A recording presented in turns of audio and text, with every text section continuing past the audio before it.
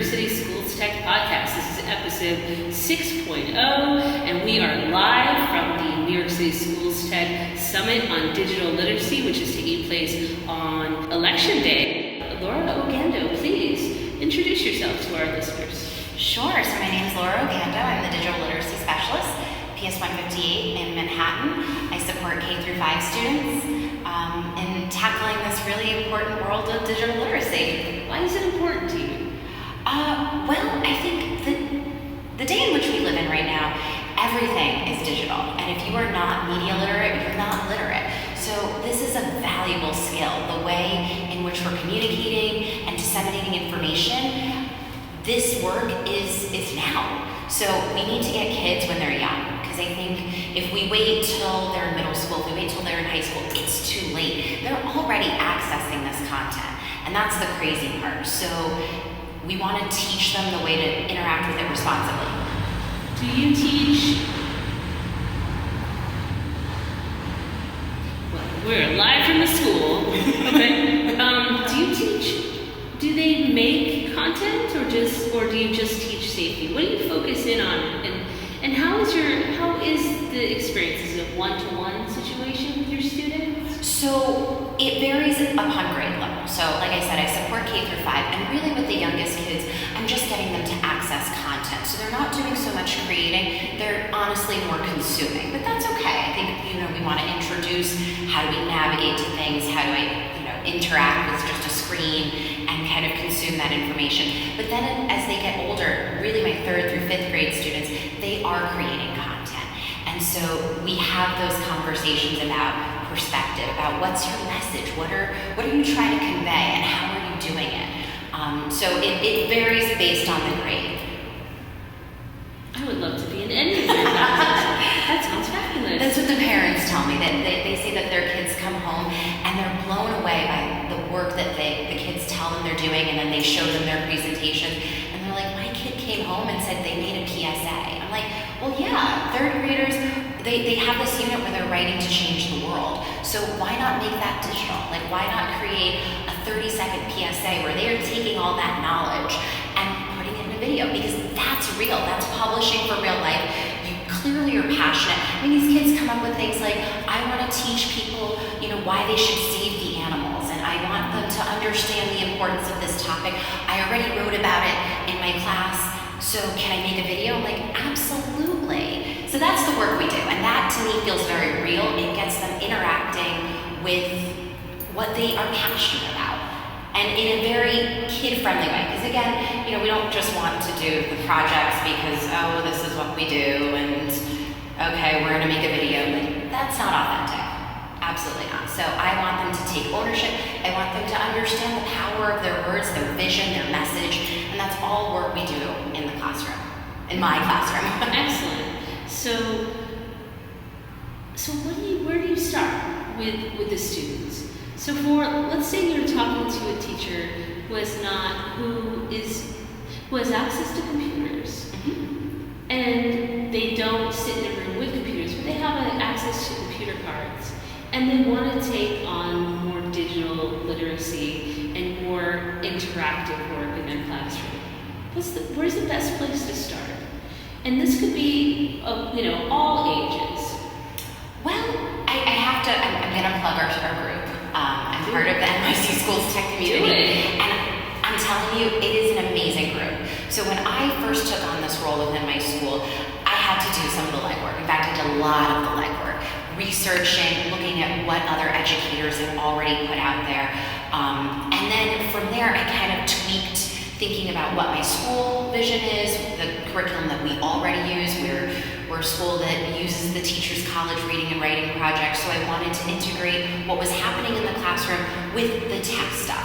And then again, I had to research, look at what other tech teachers were doing, and now that I'm part of this community, I really reach out to the community and say, okay, so how have you approached this task? How do you do this project with your kids?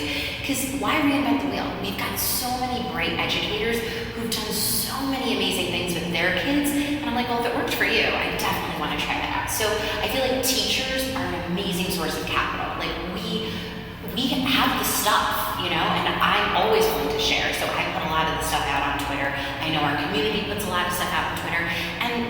like just sharing of what great educators are doing, to me is the most valuable stuff we do.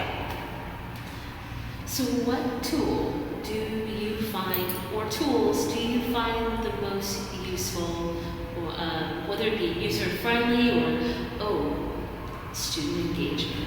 Okay, so let's go with that. What tools do you find the most user-friendly for students who are in K through 5, and what tools do they respond to, are they most engaged by? Well, I have to say, anything with a video component is always going to get the kids to go, wait, what? Hold on, because who doesn't love a video? I mean, even as adults, like, I'll get sucked into a good YouTube video. My husband has been watching these weird infographic videos, and I'll start hearing it, and I'm like, well, wait a minute, I want to know why the government in Chile is, up in arms over this one. Like, you get sucked into a really good video. So I use a lot of brain pop. I do bring in some YouTube, of course, stuff that I have pre-screened, because YouTube can get a little crazy with the young ones. And then anything with a gaming piece too, because let's face it, they're kids, and I work in an elementary school. So if you have a video, you have a game, I've already got you. Like, enough said. Yeah. You had us at videos and games. Right? I mean, all of us. I personally, I got my bachelor's degree in radio, television, film, number one, because I like movies and I like television. Absolutely. And now I get to use it in the classroom, and it is definitely the hook. And when you ask kids, and I teach history, when you ask kids what they remember, well, it's not me yapping or them talking to each other.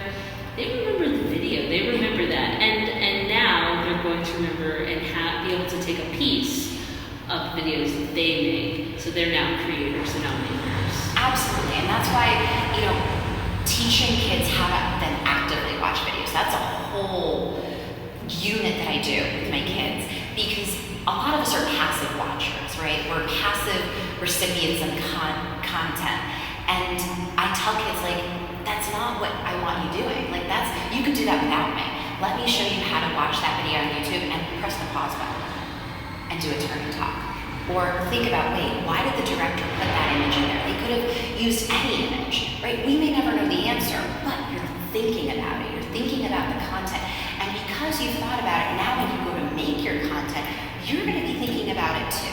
So it's a really different way of approaching this work. We're not just teaching video watching, because that's another caveat I tell teachers who are going to do this. Like, don't just go and show videos and, I've just got like all this cool stuff I want to share. Like, yeah, that's great, but that's surface. We want to go deep. We want our kids to really be those critical thinkers, and you've got to teach them that skill, because they're not gonna do it. Every time I introduce this work, I always start with, like, how many of you love to watch videos? And the hands all fly up. They're like, yeah, I love it. I go home and I watch YouTube.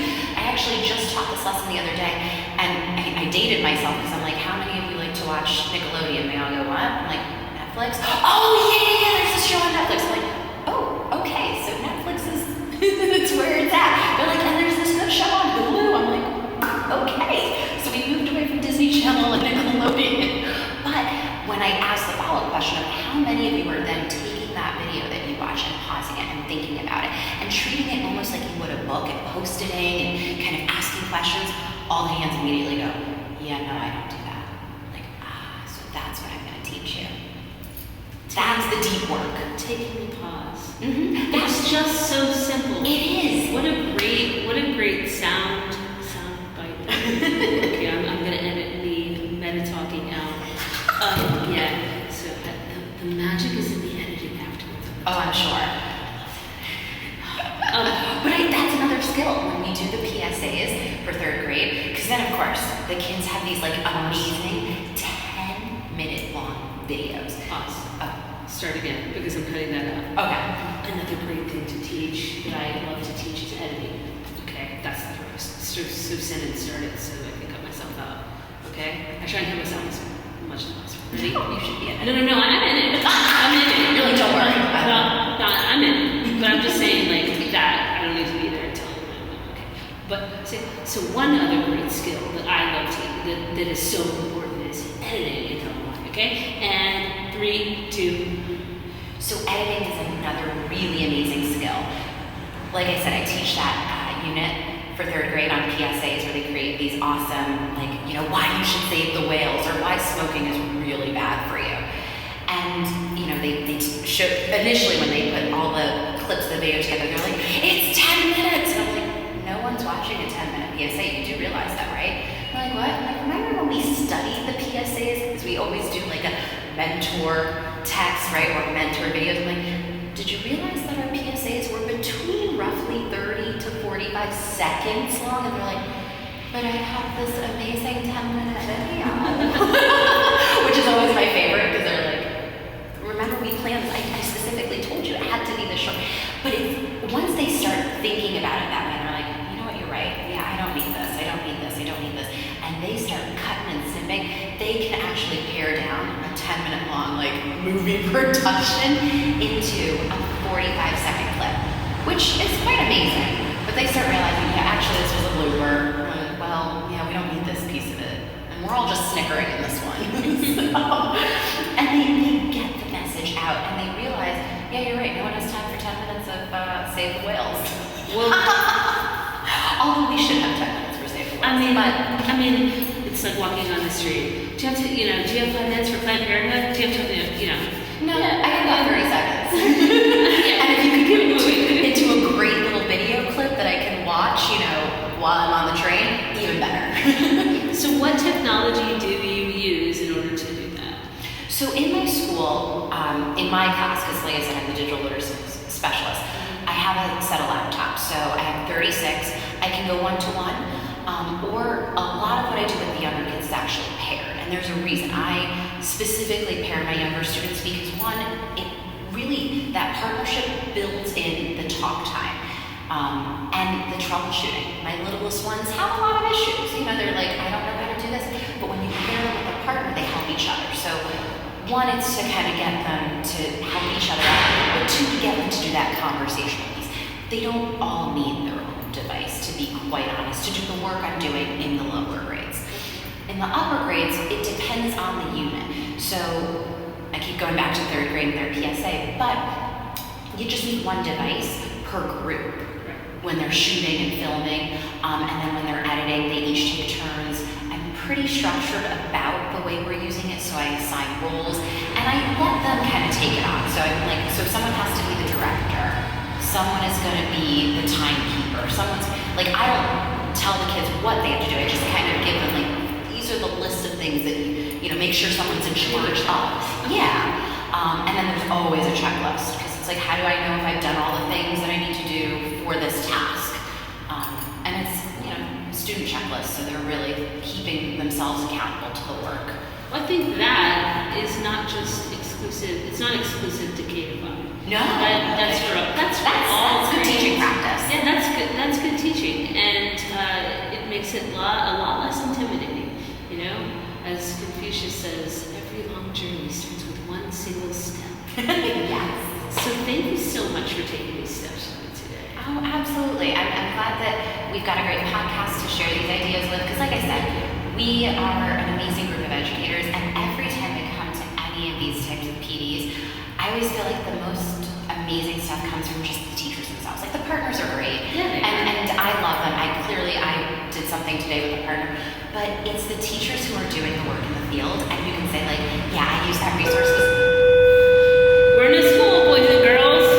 That's why you hear the rolling around, the custodian in the background, And the beeping. the beeping, which I will not be able to edit out a lot of, so, you know, whatever. We'll roll with it. Yeah. But yeah, as I was saying, it's the teachers. Like, I love to pick a teacher's brain and say, like, how are you really doing this, right? Like, because we all have access to all the content that's there, right? Like, I can go and I can check out what's on BrainPop and on Google and this and that. I can do that. I can always see what the resource is. But I want to hear, like, how did you use it in your classroom? Because I know what they're telling me to do with it. I see, like, the pre-done lesson plan, but it looks different. And each teacher will kind of, like, give you a little tidbit of, like, actually, this really worked best if I did it this way. Or really, I paired the kids this way. Or, like, I kind of tweaked this and cut this part out. That's the gold. So. Do you have a teacher's website of resources that you would like to point us to? Sure. You know what? Check out my Twitter. I share everything on Twitter. I've shared presentations I've done for parents, presentations I've done for teachers. So my handle is Laura Ogando 7. Okay, we'll put that in the podcast notes. Thank you so much, Laura Ogando. Thank you so much, Nancy. It's so funny. We've been part of the group and we've interacted, and this is the first time that we've actually interacted face to face. I know. I feel like I know you already. We went out to lunch. That's so fun. I mean, it's the NYC Schools Tech community. It's like we're all mini celebrities, and so when I see people, I'm like, but I know you. So it's great to finally meet you face to face. Thank you, darling. All right. Well, have a good